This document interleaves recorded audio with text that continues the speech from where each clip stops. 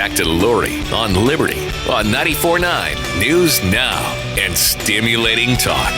Tom DeWeese is the president and founder of the American Policy Center, not to be confused with AmericanLibertyCenter.org, which I'd like you to visit both of these organizations, please. Tom DeWeese's organization, American Policy Center, is one of the nation's leading advocates of private property rights, among other things, and returns to LOL today by phone to discuss how the progressive communists controlling our country are effectively destroying property rights. And if you think this is a joke or an over-exaggeration, I promise you by the end of this hour, you will no longer feel that way. This is the single most serious and imminent threat to our individual liberties that exists in this country today.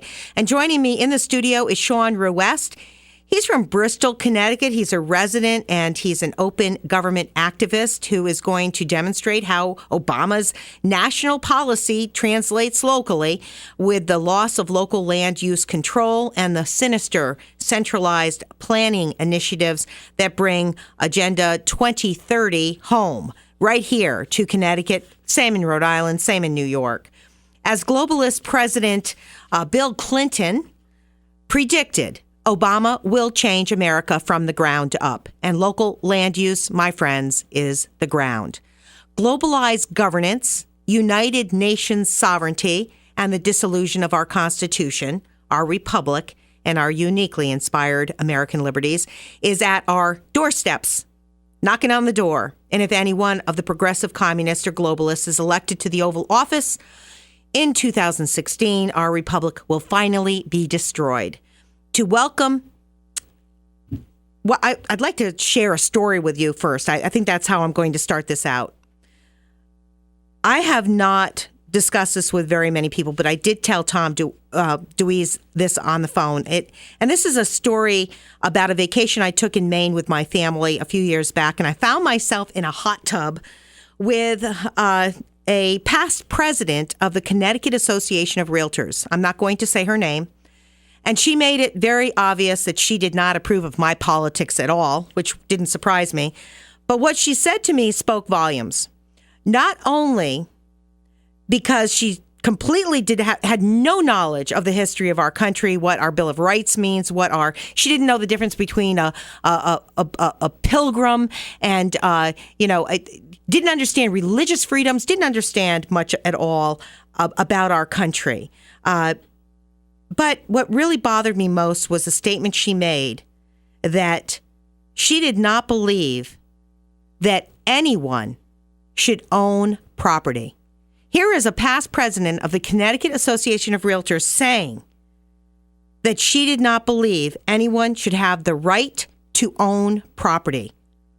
And by the way, the Connecticut Association of Realtors endorsed and financially supported Congressman Joe Courtney, who is a land-grabbing progressive Democrat, over me, a property rights advocate and real estate broker.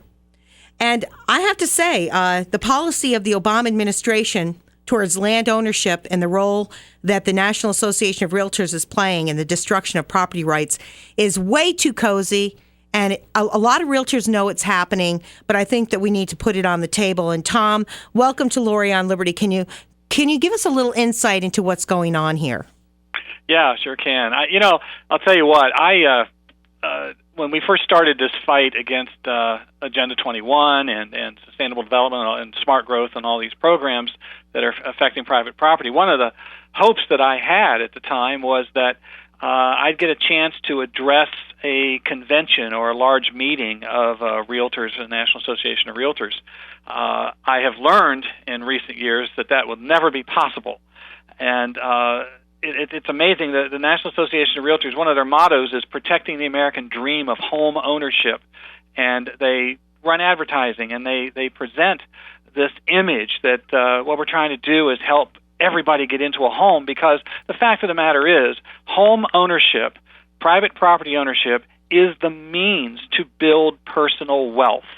And one of the reasons we have rampant poverty in countries around the world is because they aren't allowed to own private property. The people who, the regular people, and so this is a key fact as to why the United States is the United States and how we got here. Well, I found out that the National Association of Realtors is taking grants from HUD and EPA and others to promote the policy of smart growth. And so, this is why we're seeing the National Association of Realtors is in bed with the very people who are promoting just what you just said. Don't believe that you should own private property. If you're not allowed to own a home, if you're not allowed to own private property, then all you are is somebody renting, and you're very movable at that point. Well, let me just. Let's go back to the policies of the Clinton administration. George W. Bush, he took over these same initiatives, the housing initiatives, actually bragged about how many minorities he got into housing. And these were, and destroyed, took away so much wealth from the pockets of the middle class, which had their wealth in housing.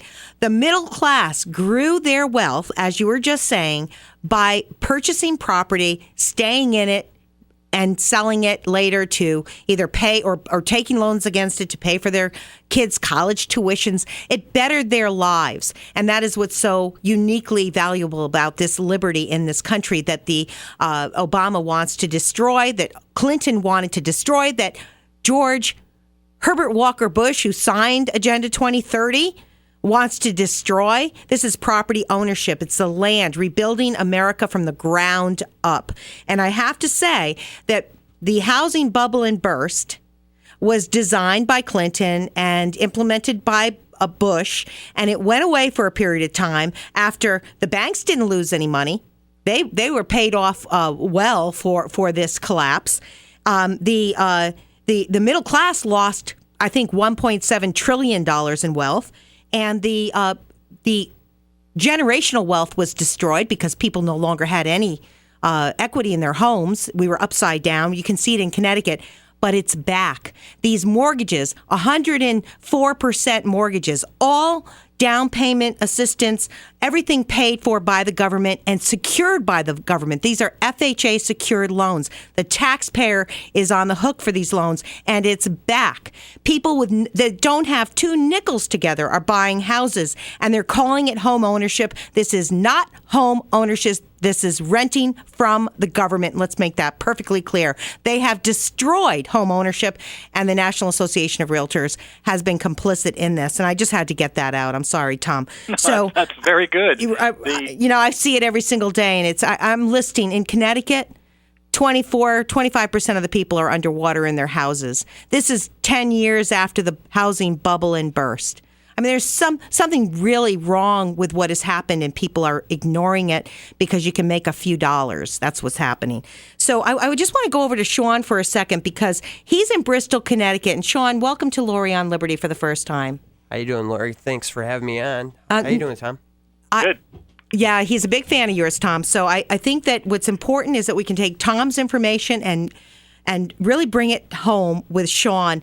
And Shawn, can you just tell us how you got involved in this activist work that you're doing against the transportation and regionalization initiatives that are happening in your area of Connecticut?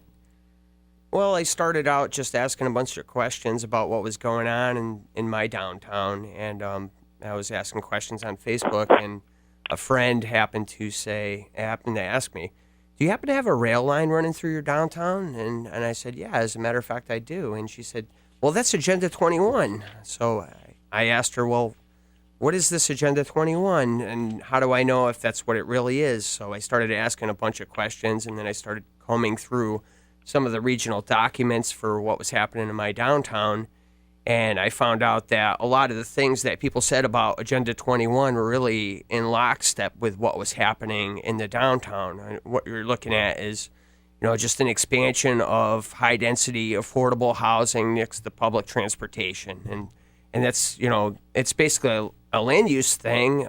It's not really a model for economic growth. It's just a model for limiting the growth into a small area of land. Okay, and now, Tom, could you relate that to affirmatively furthering fair housing rule? Well, yeah, it's again, this is a HUD program, And any community that is taking a grant from HUD or other agencies, particularly HUD, are now susceptible to these regulations. And these comprehensive development plans that have been put in place in almost every community in the country with non-governmental organizations and federal agencies and planning organizations pushing it. They've pretended like this is all local control, that the local government has the opportunity to do these things. Well, here's a grant to help pay for it. Well, now we're finding out with these grants, HUD now will dictate what your policies will be. And one of the main provisions of smart growth programs are that they are discouraging cars, and they are promoting light rail trains, public transportation, riding bicycles, or walking wherever you go. And so when you start seeing a train going down the center of town, you begin to look, where did that come from? Where did the money come from for it? And is it needed? Is it something we need to have? And in most cases, you'll find the answers to all those questions are it's federally paid for, and it's not necessary, and it's massively expensive, and it's a great boondoggle, and it's designed to get you out of your cars. And you get you out of your cars, now where are you going to go? Where does that train go? That you have to get a schedule, and you have to go where you want to go in it. And in many cases, you find that's not. So it curtails our ability to make our own decisions on transportation, all of these things. Who chooses? Who chooses? They will tell you that they hold public meetings, and the people choose. You will find if you go to those meetings that the only people attending those meetings are these NGOs and these planning groups that are on the dole for all of this. And there's nothing local about any of it. It all is coming out of it's now federal policy, but it originally came from international policy. And you'll find the exact same plans, whether it's Dubai or Jamaica or New York City or home in Connecticut. Anywhere you'll find it's all exactly the same programs. Yeah, these are coming from the United Nations, stemming from global governance, and people are, I think, slowly waking up to the fact that this is true, especially when you see your Governor Malloy, who's implementing UN climate change agenda and committing our tax dollars to his climate change agenda. This is all part of transportation, housing. It's all wrapped up in one big Agenda 2030 implementation that's happening right now across this country. Shawn, how are you treated as being just going to these meetings and asking questions? Share with us how open and transparent these initiatives are. Oh, geez. Well, let me tell you, the first meeting that I went and spoke out at, I got a phone call when I got home from a member of the local political party that was in power, and they asked me what the hell was that. They didn't like that. They basically tried to limit me right from the beginning, and then not too long after that, we had a protest over on the development site, and the protest was against building density. The protest was against spending money that we didn't have. And what happened was they sent somebody down. I don't know if I could call them the local press, but I would say that members of the local government were using this blogger, a.k.a. news source, for local information and for putting information forth to the public to try to explain what was going on.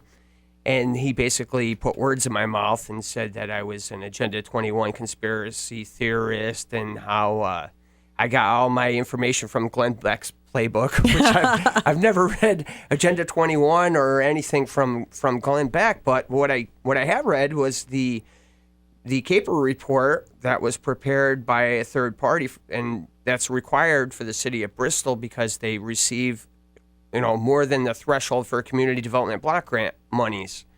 And what happened was the city had to do a report, and the analysis of the report came back with the feedback that we have a lack of accessibility to public transportation, and it was adversely affecting low-income and minority members of the community. So at that point in time, you have to document that you're actually taking steps to affirmatively further fair housing in these circumstances. So we had the Central Connecticut Regional Planning Agency working on the Sustainable Development Knowledge Corridor, which actually extends beyond the state's borders. This is an education corridor now, right? It's supposed Knowledge. to be. These corridors are communist corridors, by the way. Well, the Central Connecticut Regional Planning Agency, which has now been dissolved, but the same members are planning our transportation still in Bristol with the CT Fast Track, and they're in charge. They were in charge until January 1st of this year, and now we're switching over to another regional council of governments. But these people, they received federal grant monies, and they're looking and working together with the DOT to build housing next to the transit. So that's the whole reason why the parcel in the downtown is called Depot Square. We don't have a depot per se, but the CT Fast Track is within that half-mile corridor. Well, let me explain. In the city of New London, this is how false a narrative this is. In the city of New London, our transportation center, the ferries, the buses, the train are all located in downtown New London, surrounded by low-income housing, high-rise, no-income housing, and government-assisted housing. And none of that matters because these trains go nowhere that these people with low incomes intend to travel to. And the jobs and opportunities aren't in Connecticut. That is clear. And if you take a look at these buses, any time of the day, and Shawn, you did a wonderful video of a new bus, a very expensive new bus that was virtually empty. There are 2 or 3 people on a bus that is supposed to be transporting 30, whatever, how many people, I'm not sure. But I want to get back to you, Tom. Local government control over development. What is the future of that in our country? Let me back up just a minute to lay some groundwork here so everybody knows what we're talking about here. First of all, as they're putting these programs in place, there's 3 directions of attack. The first is an attack on private property ownership. The second is the creation of non-elected regional councils or regional governments that takes government farther away from the people, you're away from your elected representatives. And the third is it's all funded by these grants. And these grants come with very specific strings attached to them that say, here is what you can and cannot do. And that is the implementation of the Sustainable Development Policy. The affirmatively furthering fair housing rule that came out of HUD in July of 2015, 377 pages. The idea that the language that they'll give you on this, the great reason for this, is to assure that they can stop discrimination and achieve balance and integrated living patterns for all citizens. Doesn't that sound wonderful? But what it means is that they are now going through every neighborhood in every community in the country, particularly communities that took HUD grants, which, by the way, is particularly almost all of them. They are going through and they are checking income levels, religion, color, national origin of every single person who lives there. The last time they did a census, people were highly upset by the very personal questions they were asking in something that was only supposed to ask how many people do we have. And now we're finding HUD is going through those census answers. They're finding how many people live in your home, how old are they, what kind of people are they, what religion, what background they have, national origin, and so forth. And they're looking at these things. And now they have this the mapping according to skin color, religion, nationality, etc. It's pure social engineering of your communities. And if your community is out of balance, if you don't have enough of certain income levels or certain races or whatever in your community, that has to be fixed. And so they will move people in there to balance it. Now, we keep talking about their focus is on the poor and the underprivileged and so forth, and we have to have all this to help them. Take it in a different way. We're looking at neighborhoods. People congregate by their race a lot of times. They congregate by their culture. The Italian neighborhoods and the Polish neighborhoods, and we have. And the ghettos. The ghettos are meant. They're designed to provide a safe spot for people of like kind to congregate.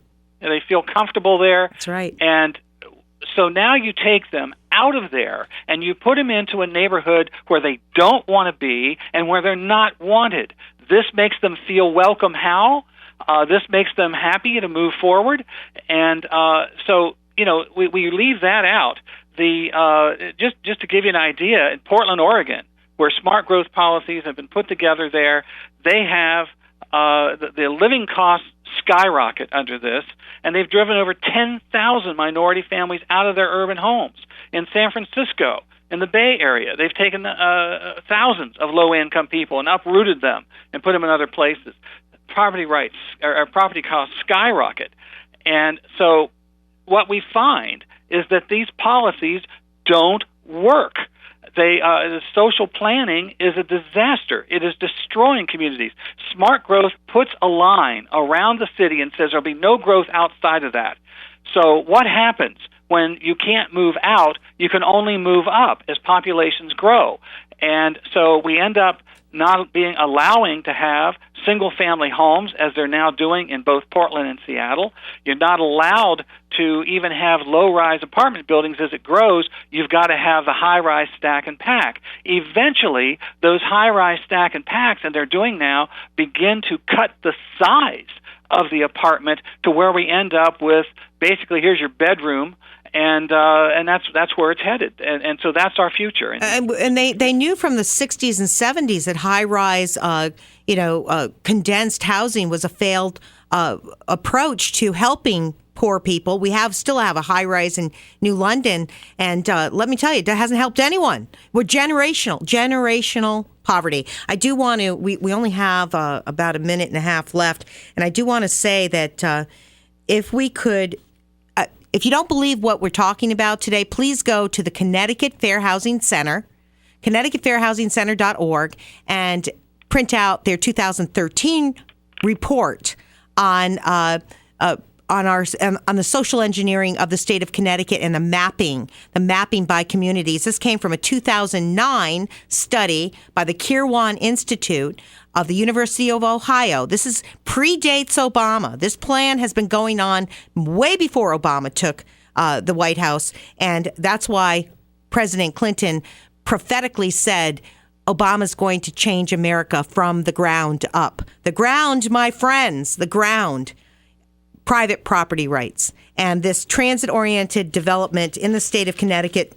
A couple of months ago, we beat down an act establishing the Connecticut Transit Corridor Development Authority. These are the quasi-public organizations that are being designed in order to take and hide the money, hide the purpose, intent, and the laws, keep them out of the hands of the people so that we, the people, have no say at all in this process. And you're listening right now to Lori on Liberty. I'm Lori Hopkins-Cavanagh. I am here today for the next half hour with Tom DeWeese, who is the president and founder of American Policy Center. Please visit his website, American Policy Center, and he is available if you would like to have him speak. He is available, so please contact him. And Shawn Ruest, a Bristol, Connecticut resident and open government activist. We're talking about transportation and socially engineered neighborhoods and our lives. Socially engineered by the government. Zero property rights. It's going away. Say goodbye. By the time you wake up, it'll be gone. Don't go away. We'll be right back.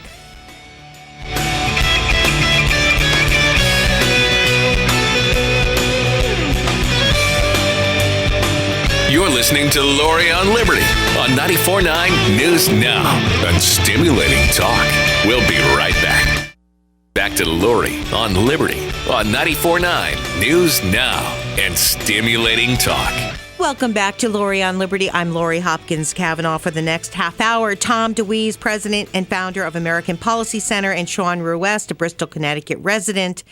We're talking about Land Use Agenda 2030 and how we are losing our property rights with the help of organizations like National Association of Realtors, who is in the working for the government, basically not working for homeowners, not working for realtors, but working as an arm of the government, HUD. And I'd like to just tell you, on January 26, 2016, this is how scary this is and how far it's advanced. I have a letter by Representative Carney from Old Lyme. Devin Carney. This letter says, to whom it may concern, as state representative for Old Lyme, an area where the Northeast Corridor future Tier 1 draft environmental impact statement affects. Oh my God. I strongly object to the proposal within the Alternative 1 wherein Amtrak's train tracks would be moved and would cut through the town of Old Lyme. This proposal would have negative social and environmental impacts on the town, which I feel have not been properly taken into consideration. And he goes on, I'd like you to visit Devin Carney on the State of Connecticut's website. And if you live in Old Lyme, anywhere along the I-95 corridor where Amtrak cuts through, you want to be aware of this, because there is a actual petition opposed to this U.S. DOT, Federal Railroad Administration, future plans to basically, by eminent domain, destroy any town they choose to destroy, all in the name of transportation. Isn't that great? So this is very, very real, and it's happening so fast. Just including this transit corridor bill that is now buried for a brief period of time. It is going to come back. I've talked about this with Representative Gail Lavielle several times on the show, and that's how I actually met Shawn Ruest, who's with me here today, is because of the Transit Corridor Development Authority, this quasi-public 11-member unelected group of people that are appointed in order to take control of your town and all of its resources within a certain number of miles from every transportation, a half a mile radius of every bus station and train station in the state of Connecticut. Tom, I'd like to go back to you. Give us a big picture of this situation that we're seeing unfold in Connecticut so fast. You know, as you've mentioned a couple of times, the Agenda 2030 and being called a conspiracy theorist, Sean, and so forth. Welcome to the club. We've been fighting Agenda 21 since 1992, and it's interesting that, and of course, during that time, once we began to put the right spotlight on it, they began to, instead of promoting it and being very proud of it as they were in the very beginning, as a comprehensive blueprint for reorganizing human society, suddenly it became, what are you talking about? Oh, you mean that innocuous 20-year-old document that doesn't mean anything? And but this past September, at the UN, they held yet another one of these massive meetings, and they created Agenda 2030, which is a reboot of Agenda 21, and it's 17 goals of how to reorganize human society. And it's interesting, Goal 16 says promote peaceful and inclusive societies for sustainable development, provide access to justice for all, and build effective, accountable, and inclusive institutions at all levels. That's social justice. That's social engineering. And, I challenge them to show me a single agency or department or anything of the United Nations that's ever been accountable for anything. But these are new. This is brand new. It's a new document. It's not a 20-year-old document. And for them to try to continue to put the tinfoil hat on us while they have 40,000 people get together and put these ideas together is pretty interesting. Tom, do you have this on your website? The 2030 document. Is it on your website? Yeah. Where do people find it? I've got it inside a couple of articles on there. We've got several articles about it. I went through it step by step on it, and so it's right on the front page, right on there. Yeah. Okay, well, let's take a look. I want people to understand that these documents exist. They're real. This is being rolled out. And these planners, I think that they're just... I hate to say that they're evil, but liberty cannot exist with social engineering. There is no way it can exist side by side. And our uniquely inspired American liberties, that's what this show is all about, are under attack in a way that folks need to wake up and smell the coffee, because my eyes are wide open. Yours are as well. And you've been attacked, Tom, viciously by the Southern Poverty Law Center, putting you on a hate map because you want to say, or you have the opinion that climate change is a false discussion. and also that Agenda 2030 exists. So they actually have targeted you to shut you up because you must be doing something right. Well, this is what happens in a totalitarian society. What we used to call political discourse or discussion or debate, difference of opinion, is now hate speech if you say anything that they don't like. And so that's what they end up doing. They put you on this list of, as a domestic terrorist and a hater because you're saying these things. And all we're doing is looking at things. Well, here's an interesting thing. We've been saying all along that smart growth doesn't work, that it's social engineering, that it's hurting people, it's destroying economies, it's destroying neighborhoods, it's destroying people. And, of course, they keep calling us all kind of names. But interestingly enough, in 2012, the American Planning Association, which is the largest planning group in the country and living off these grants that are taking place, they did a study on their own. I'm not sure what prompted this, but they did a study to decide, was smart growth working? This is the last paragraph of that report. It says, quote, "The current planning policy strategies for land use and transportation have virtually no impact on the major long-term increases in resource and energy consumption. They generally tend to increase costs and reduce economic competitiveness. In many cases, the socioeconomic consequences of less housing choices, crowding and congestion may outweigh the very modest CO2 reduction benefits." It doesn't work, and they admit it. They don't change the policies. The reason, and this is what's vital to understand about this, why we are, you can have all the debates you want about whether this helps the environment or not, or whether people are happy to live in a smart growth community or whatever.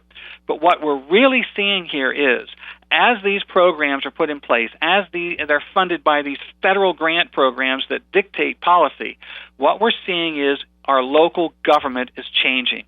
Our local government was created as the place where you would have the greatest impact on deciding how things affect your life. That you can sit down and have a cup of coffee with your county commissioner and discuss something.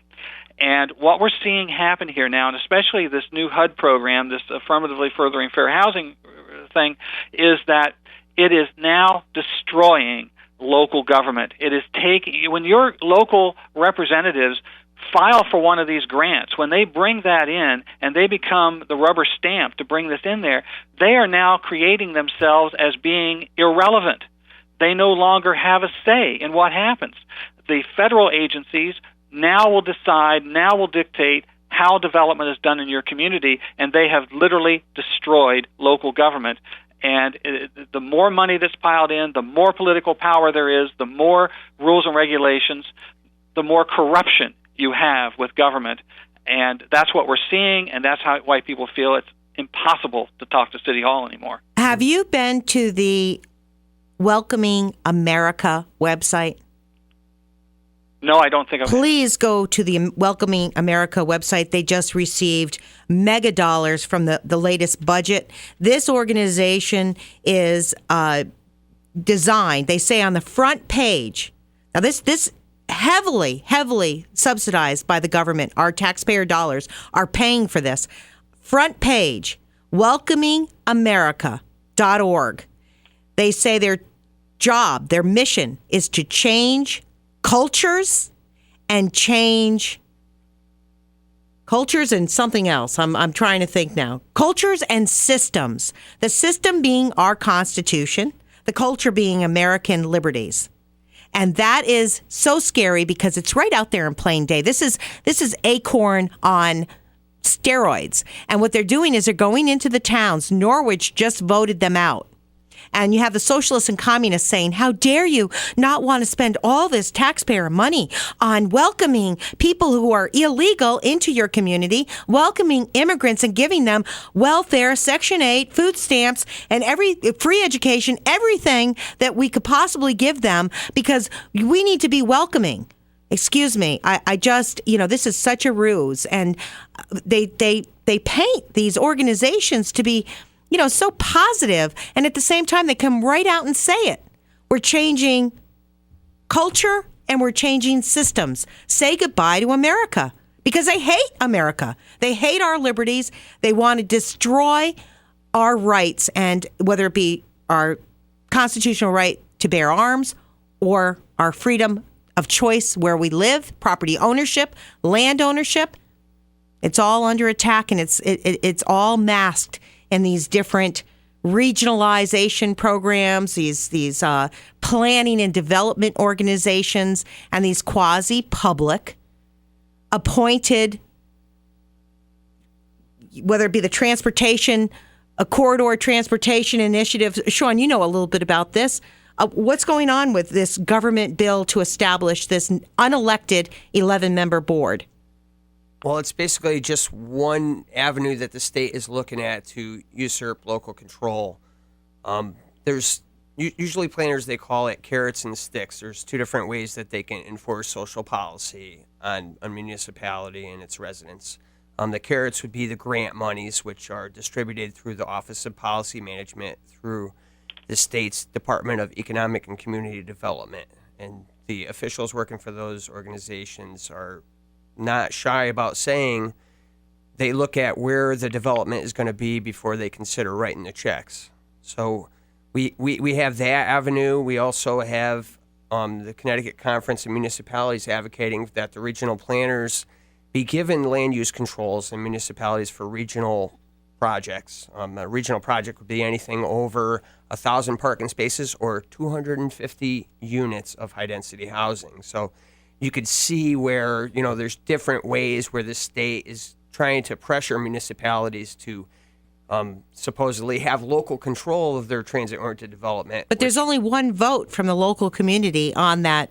In other words, your town has one vote as opposed to 11 other appointed members, so you have no say, basically. This is stripping any semblance of local control right from under us. It's pretty much the same thing with the Council of Governments, because the executive board only has your mayor from your municipality on there, and so they're basically sitting down saying, all right, well, we have this money that the state's going to give. How can it better the whole region? So they're not just looking at your municipality for economic development, but they're also looking at the whole region as far as your affordable housing and your demographics. So like you had mentioned, I'd like you to go. I really do want everyone to go to the ConnecticutFairHousing.org, CTFairHousing.org, and look up a guide to zoning for fair and open communities. And Tom, I've been saying all along, and if you could just explain to folks about the Supreme Court ruling on disparate impact, which I was talking about for many years, and finally that can got kicked into the Supreme Court. And the Supreme Court actually, why don't you let us know about these incredibly racist policies that are coming out of HUD and the Obama administration, and what role the Supreme Court plays in it? Well, first of all, the Kelo decision right there at home shocked America, because there was no precedent ever for that ruling that basically said that if a community decides that it can better use the property for the good of the community, then that's okay. They can take it by eminent domain. So if you can put something that's going to create more tax dollars than what's already there, then kiss your property goodbye, because it's for the good of the community, which is social justice. And people said, how could they come up with that decision? And I said at the time that it was essential that they did, because this country, under Bill Clinton at that time, had committed to sustainable development, to Agenda 21, to all these policies. They could not implement sustainable development without taking eminent domain and taking people's property. If they can't master and manipulate the property, they can't implement these programs. So they had to make that decision. So you had the Supreme Court of the United States making that kind of a decision, not based on American law, not based on precedent of what happened before or anything, but based on a new international treaty. We have Supreme Court justices today, Stephen Breyer's being one of them, who they say constantly that we have to look to international law to make our decisions on the thing. No, you don't. The Supreme Court has the easiest job on earth. They've got a document in front of them that is the law of the land. They have a job for life.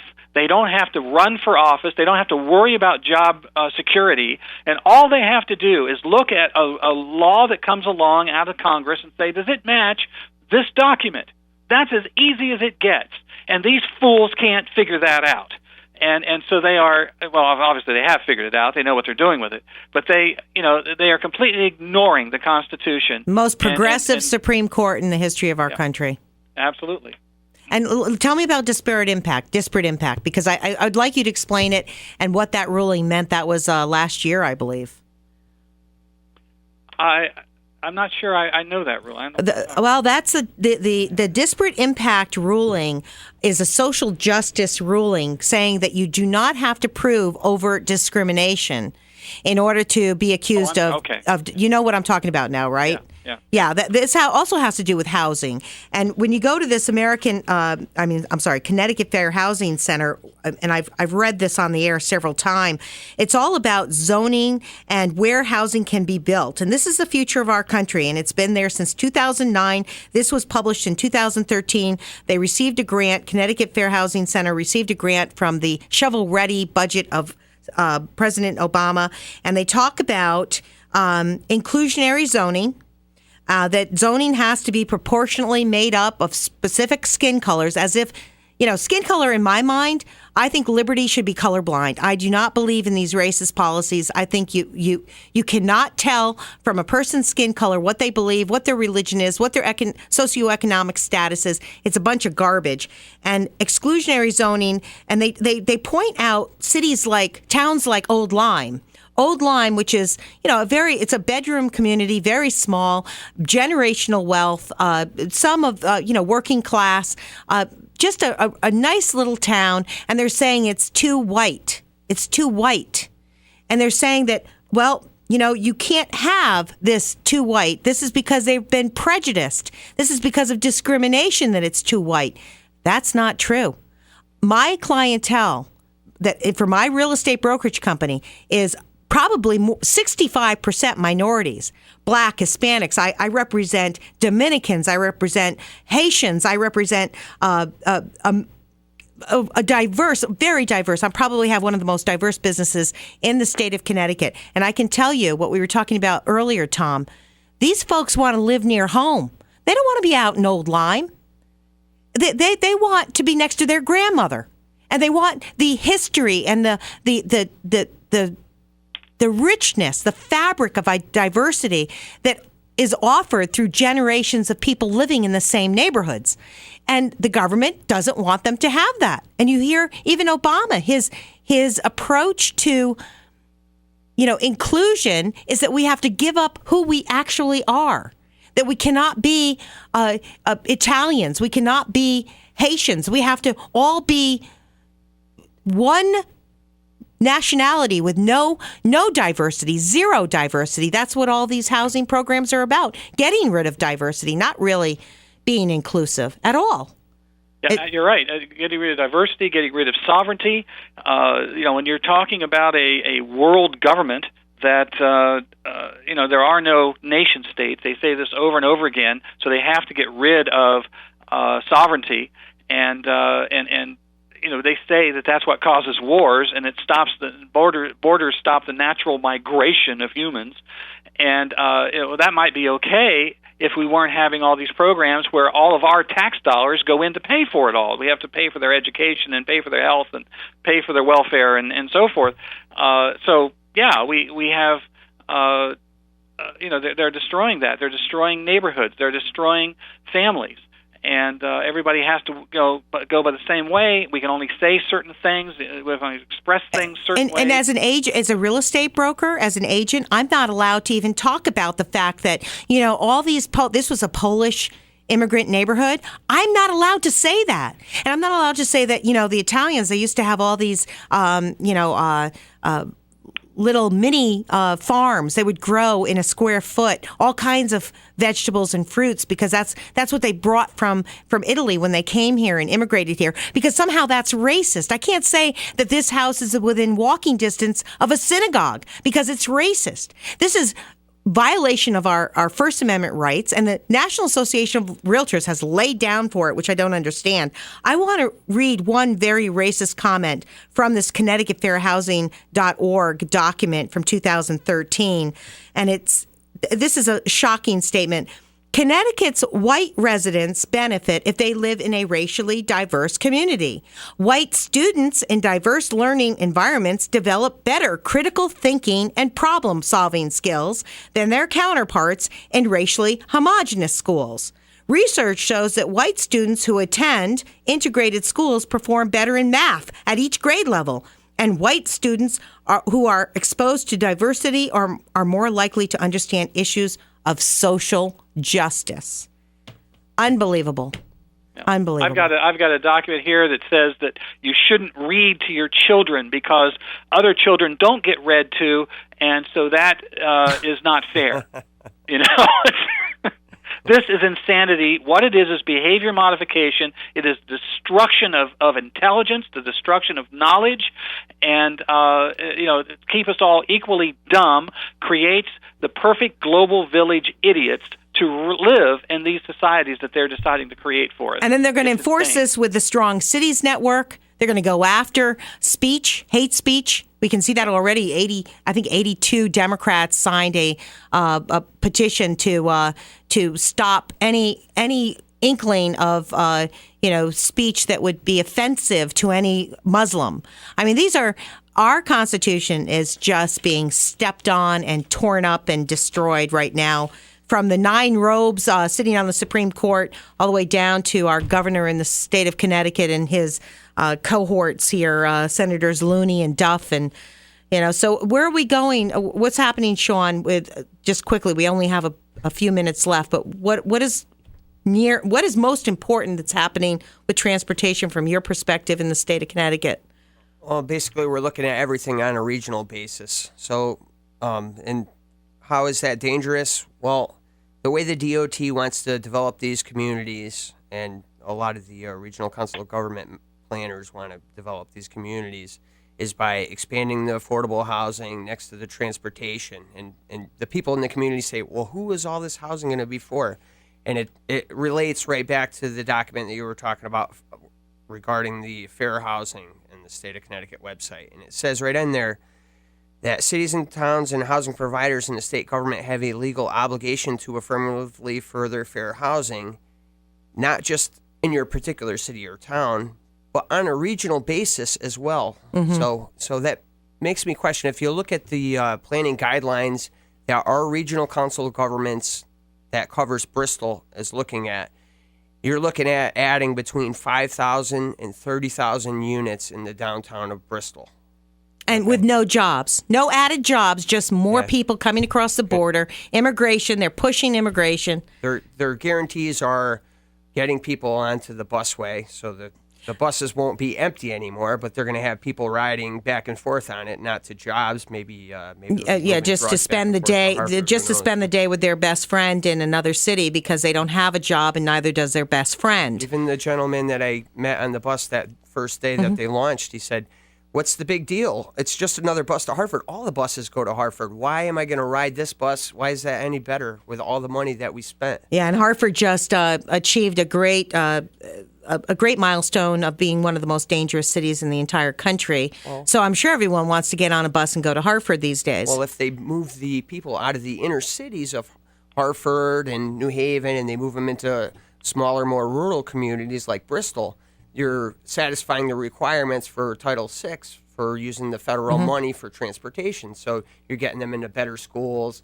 Well, they're only better for a period of time until they're destroyed as well. Yeah, and then we redistrict all the schools in Bristol. Yeah, and then one population leaves to flee from the crime and flee from the poverty, and it doesn't go anywhere. You become New London, which I've seen 50 years of progressive decay in the city of New London. Tom, what do you recommend that we do on a local level to confront this? Well, again, as I said, the 3 ways they're attacking us: private property rights and the creation of these non-elected regional councils and the grant money to fund it all. And this is where we have to attack. If we can protect private property rights, they can't implement these policies. And so that's the three things we need to focus on, that we get elected officials who are not giving these non-governmental organizations and not joining these regional governments, and they're protecting private property rights, and they're not taking the grants.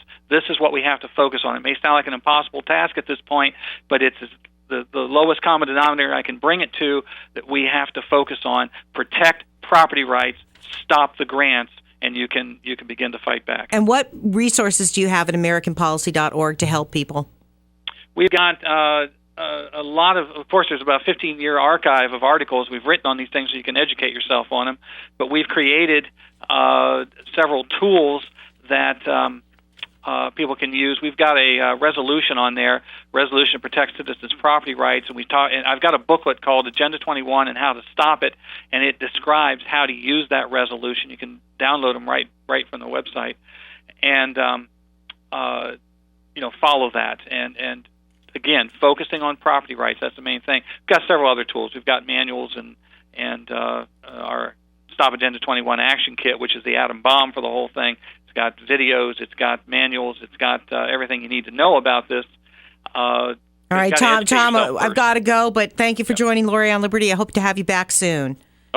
Okay, visit AmericanPolicyCenter.org, and my tongue is getting ahead of me here. Okay, Shawn, thank you for joining me today. I appreciate that. Thanks for having me on. And thank you for listening. Email your thoughts and comments to LoriOnLiberty@gmail.com. And remember, the only thing growing in the dark and moldy decay of journalism today is mushrooms.